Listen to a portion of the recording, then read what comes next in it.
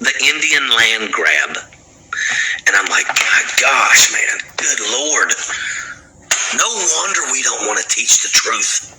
No wonder we don't want to teach the truth. Because that means we've got to look people in the face and say, our forefathers were the worst people in the history of mankind. The things that they did. The story of American white supremacy. I mean, I just read about the Indian land grab, and I'm like, my gosh, man, good Lord. No wonder we don't want to teach the truth. No wonder we don't want to teach the truth. Because that means we've got to look people in the face and say, our forefathers were the worst people in the history of mankind. The things that they did. That man. See, this is exactly is the talking point that the Israelites is trying to tell people. Now, when you go into the book of First Maccabees, it lets you know who these people go back to. It lets you understand their forefathers. Because when you go into the book of Esther, Haman goes back to the Agag in 1 Samuel 15, which goes back to the Amalek and the Edomites. And then Alexander the Great goes back to the Macedonians, the same as Hagag goes back to the Macedonians, making Alexander the Great an Edomite. Now listen to how they spelled out the journey of Alexander the Great, and that will give you a good picture of how everything went and goes with these Edomites. It says Alexander the Great, the first chapter of the first Maccabees, the first chapter, verse 1. It say, after that Alexander the Great, son of Philip the Macedonian, he reigned in his first stead, the first over Greece. Verse 2, he made many wars and won many strongholds and slew the kings of the earth. He killing people. 3, and went through the ends of the earth and took spoils of many nations, rape, robbing, and murdering. Insomuch that the earth was quiet before him, whereupon he was exalted and his heart was lifted up. See, they get very proud once they rape, rob, and murder everything. Verse 4, and he gathered a mighty strong host or army and ruled over countries and nations, just like the United States. They got 800 military bases all over the world. It said ruled over countries and nations and kings who became tributaries unto him. Okay, verse 5, after these things he fell sick and perceived that he should die. Verse 6, wherefore he called his servants such as were honorable and had been brought up with him from his youth, and parted his kingdom among them while he was yet alive. Verse 7, Alexander reigned 12 years and then died. His servants bare rule, every one of his in his place. Here goes the point. Verse 9, and after his death they all put on crowns upon themselves. So did their sons after them many years, and evils was multiplied in the earth. You see? Now, then you get 10. Let me read the beginning of 10. It says, and there came out of them a wicked root. See, the wicked root wound up being chasing the Israelites all over the place, trying to kill them, knowing that they was the children of God, knowing that they had, knowing their history. He wasn't ignorant of their history. Now, when you go into the Bible, before you go into the Bible, you get, let's see here, Azariah. Now, Azariah was around, you can find him in Chronicles, where he was dealing with the situation when the Edomites took the Israelites into slavery. But Azariah made a statement that they didn't put in the Bible. He was put in the, well, he put it in the Bible, but he was in the, had his own separated section. It was either called the prayer of Azariah or the prayer of Manasseh. But anyhow, it's only have one chapter, and it goes to say about these Edomites, because this is who he was dealing with. Let's see here. It says,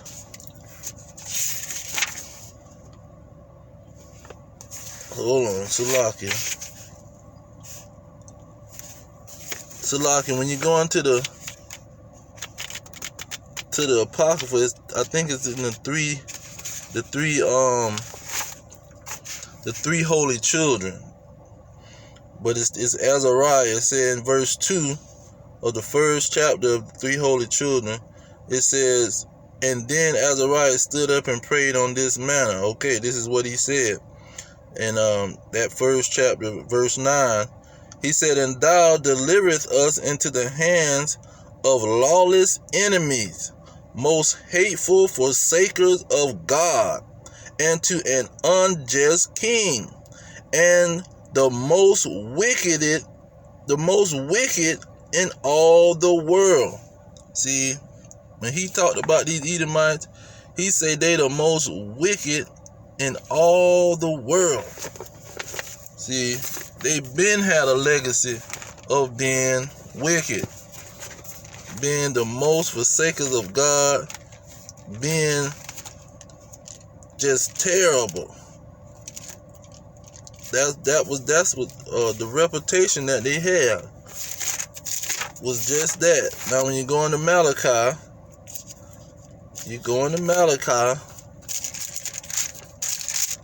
the first chapter, it says in verse 3, I hated Esau.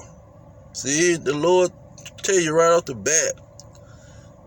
And I hated Esau and laid his mountains and his heritage waste for the dragons of the wilderness.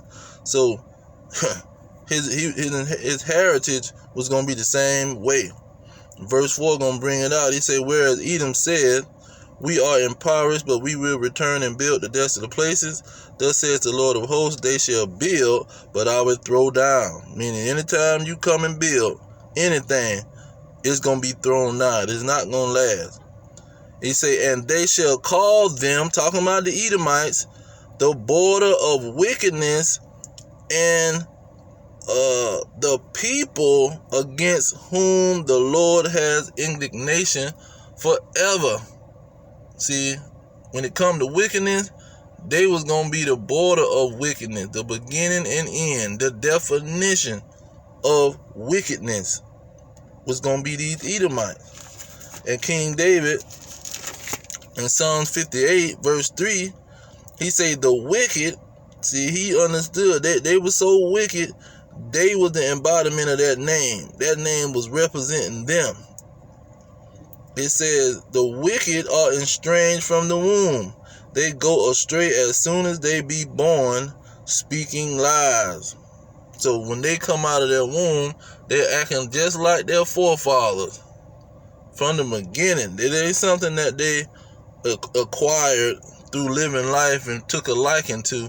No, it came through their blood. They inherited this wickedness. This was that's like he said, a manifested destiny. This was their destiny manifesting, that they was gonna be wicked. And so it's in the Bible, but the people don't want to listen. Now when you go into the New Testament, Apostle Paul, he didn't have some different kind of theology. He had the same theology.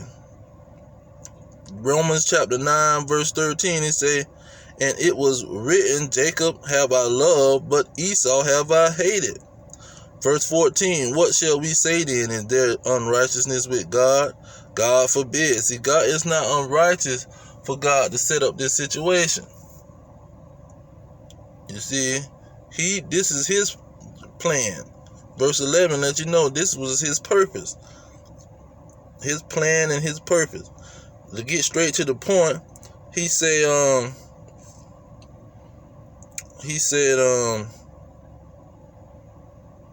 verse 21,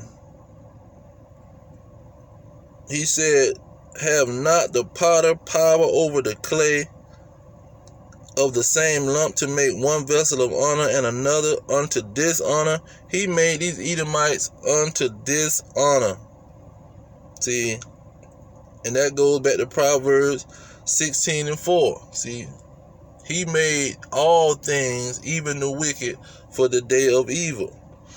Going back to Romans 9:22, say, what if God, willing to show his wrath and to make his power known, endured with much long sufferings the vessels of wrath fitted to destruction?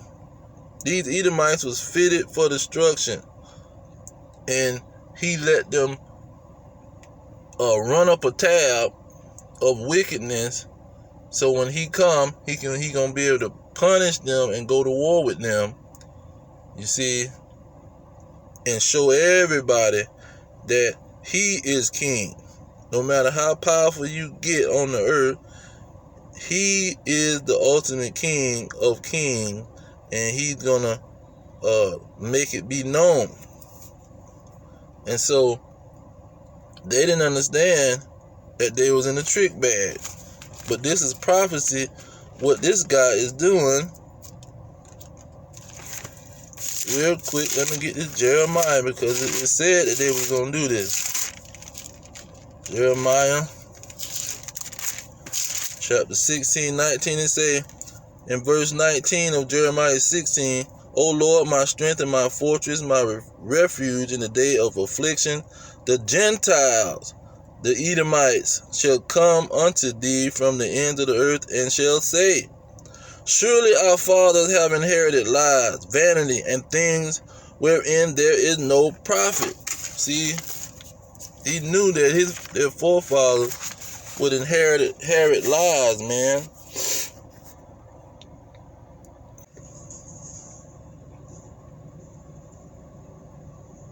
Now, Ecclesiastes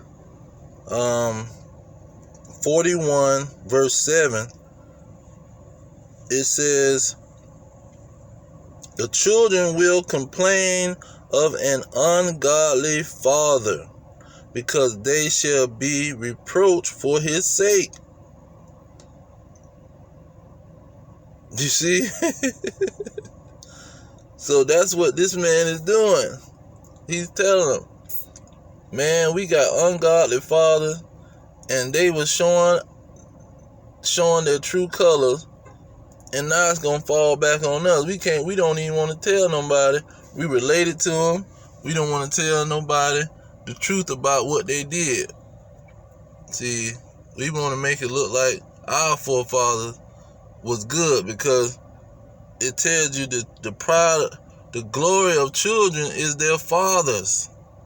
So the children want to always present their fathers in a glorious manner, because people know you are who your father is.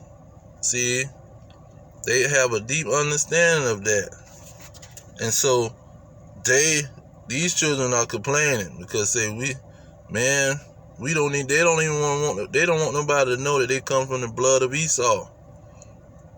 They trying to say, well, we come from the Asian peoples, we come from anybody but them Edomites. And they teaching that they already have been destroyed and killed off, when it shows there's nowhere in the history that the Edomites was killed off. The Edomites was the Greeks and the so-called Romans. See, they want to push their name of being whatever the landmass was called. See, the land of Greece They named themselves after the landmass, the land of Rome, or the Romans. They named themselves after that when they was always Edomites. Herod was a certified Edomite, and he was a king in Rome, dealing with the Israelites in Jerusalem, reigning over them, the same as Pontius Pilate. And so this man pretty much was made to do this by God to confound these Edomites. Because when you go on this, King David prophesied about this situation. I'm going to get right to the point. He said in Psalm 64:7, he say, "But God shall shoot at them with an arrow. Suddenly shall they be wounded." Verse 8, "So they shall make their own tongue to fall upon themselves. All that see them shall flee away." See, God shot an arrow and made a lot of these Edomites tell on their own nation. You see, and he knew it was going to happen because they don't have any choice. Once they recognize and see the history, then they're going to have to complain. That's why they're trying to take the history out of the school system. That's why they don't want to teach the children the history, because the children going to automatically complain that this was our forefather who was raped, robbing, and murdering, and being the most wickedest peoples in the world. You see, they don't want nobody to know this truth, and he hit it on the nail. But I'm going to leave it there. It's all through it. When you go to Revelation, it tells you that these are the dragon. This is the dragon, Satan the devil. See, there ain't no such thing as a bottomless pit for an angel or some spirit. The bottomless pit was a land, the land over there in Europe, in Russia. That was the bottomless pit. And they went up in the mountains, in them caves, for 1,000 years and wasn't doing nothing. And in 1492, they came out of them things, and it was the Renaissance. They was rebirthed into the world because they was ruling Greece and Rome. But they went into submission under the Israelites in 193 AD. So they are that Satan and that dragon in Revelation. But see, just like when you go to their religious schools, they gonna teach you what? Nope, that's not us. That's not our peoples. Because they don't want to be known as the adversary of God when they always was the adversary of God. See, Esau knew the blessing that Jacob had, and Esau wanted to kill Jacob, knowing that God gave him the main blessing to be the ruler, and told him he gonna have to serve his brother. But Esau still was trying to kill him. He didn't care about what God said about the blessing that he was going to give to his brother. He was going to kill him anyway when his father died. You see? And so that's the heritage of these Edomites, and that's going to be the remembrance of them even when the Lord exterminate them off of the earth, because they ran the purpose for the Most High, the prime example of wickedness. But I'm going to leave it there. All praises to Yahweh, by Hashem Yahweh Shah, by Hashem Kakadash. Double honors to the elders pushing the truth. Peace to these elect worldwide. Our kingdom is at hand. Shalom.